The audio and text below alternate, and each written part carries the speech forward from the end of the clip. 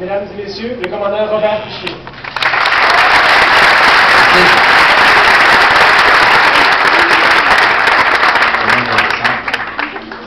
Bonjour tout le monde. Je ne sais pas ce que vous pensez de ce petit bout de vidéo-là. Moi, ça fait plusieurs centaines de fois que je le vois. Toutes les fois que je le vois, ça me remet dans l'émotion du moment du 23 août 2001. Je suis mal certain qu'il y a plusieurs d'entre vous qui doivent voyager par avion. Une base régulière, soit par plaisir ou par obligation.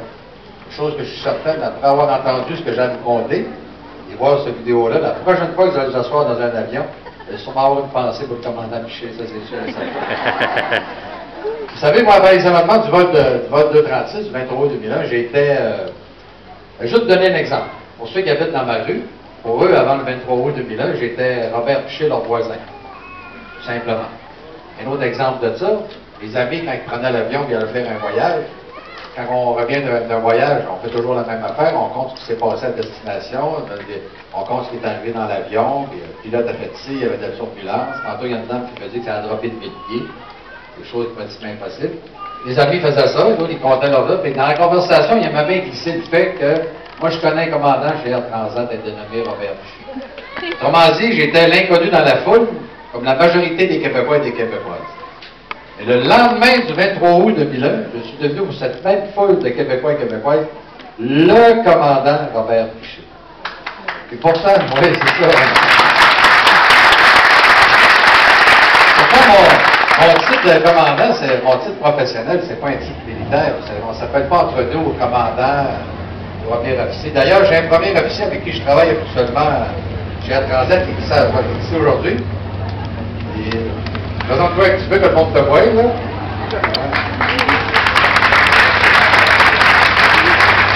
D'ailleurs, il y a un avion d'exposé, il a construit un avion lui-même, puis il y a un avion d'exposé ici, fait que moi, le titre de commandant, c'est pas un titre militaire. Donc, entre nous, on s'appelle plus par nos prénoms. Il reste toujours que depuis les événements du 23 août 2001, qui a fait 11 ans la semaine dernière, quand je me fais présenter, quand je me fais reconnaître, quand je me fais féliciter, c'est toujours le titre de commandant qui ressort.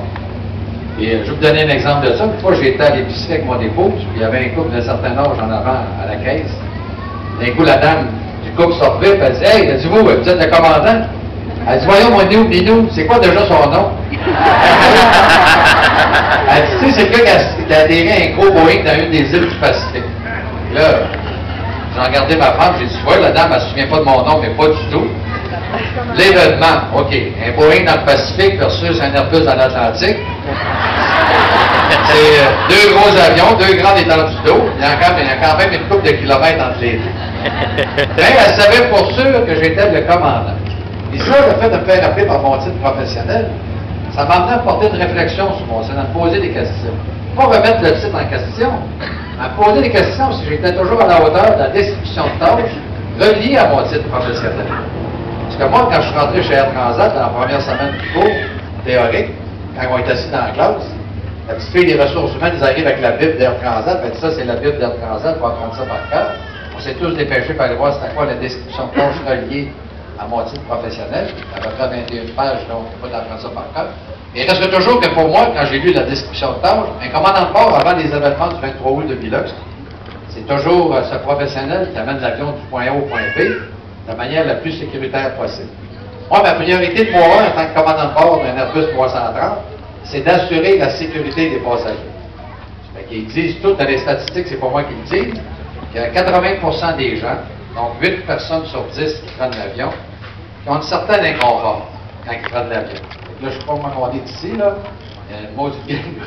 Puis là, pour pas vous faire peur et pour vous rassurer, moi, quand je prends l'avion, et je décide d'embarquer dans mon cockpit, je parle à mon premier officier, je lui dis pas « Ouais, qu'est-ce que t'en penses à soir? » Tu sais, en regardant par les hublots.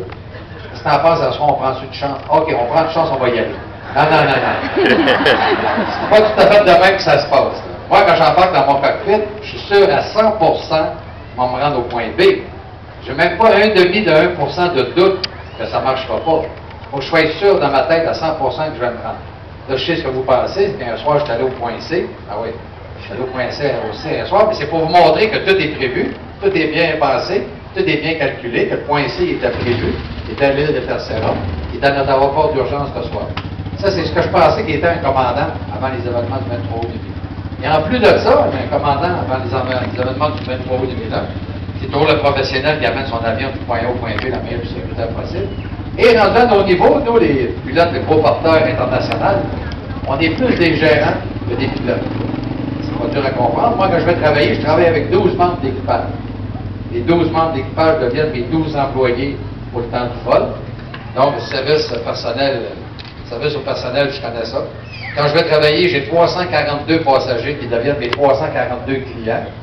Donc, le service après la clientèle, je connais ça aussi. Et quand je ne veux pas faire peur à mes 80%. Et quand on va au sud du Mexique, comme l'autre jour, j'ai fait un vol l'hiver dernier entre Montréal et Acapulco. Et ça prend 5 heures de vol. On est parti de Montréal dans une tempête de neige à moins 20. On est arrivé à Acapulco 5 heures plus tard à plus 30. Vous pouvez vous imaginer, même si vous ne connaissez rien dans l'aviation, que dans 50 degrés de différence de température, il faut passer des systèmes météorologiques. Cette journée-là, on a passé 2 systèmes météorologiques. Donc, il faut gérer la météo. Ça fait partie intégrante de notre travail. C'est comme une deuxième nature, la météo. Et en plus, parce que je ne veux pas faire peur avec 80%, quand on arrive dans le contrôle aérien du Mexique, des fois, le contrôleur aérien, il rit, tu vois. Des fois, mon collègue, il rit. Il sait ce que je veux dire, probablement. Quand on arrive dans le contrôle aérien du Mexique, on ne sait pas sûr si le contrôleur parle français, anglais ou espagnol, parce qu'ils ont un accent terriblement difficile à comprendre. Donc, il faut gérer les accents. Donc, moi, je suis plus un gérant qu'un pilote. C'est ce que je pensais qu'il était un commandant de bord avant les événements du 23 août 2001. Et pour terminer, un pilote avant les événements du 23 août 2001, c'est toujours ce professionnel qui se promène dans les aéroports avec son bel uniforme. On sait que l'uniforme a toujours été très prisé chez une certaine gente féminine. Hein? Moi, je suis rendu à ma 5e femme. Je ne sais pas si...